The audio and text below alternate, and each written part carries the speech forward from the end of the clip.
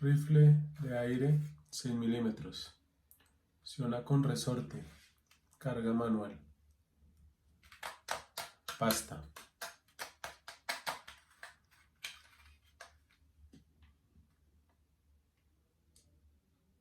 Imitación R15.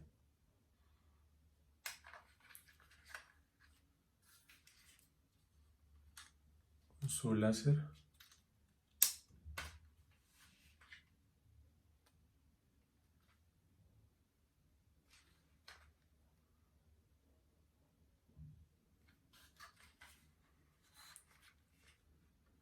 Culata le puedes traer.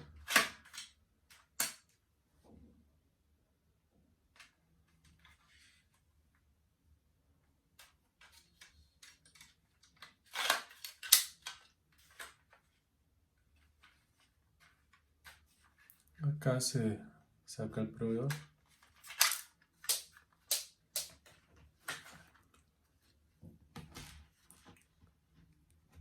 Se cargan los balines.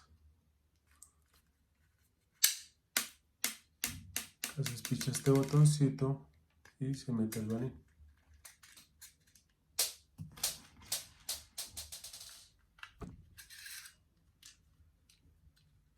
Espicha el botón. Lo carga. Mete el balín. Echa el botón.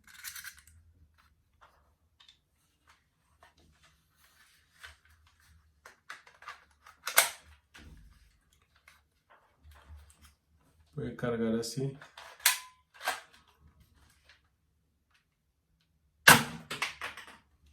O de esta forma.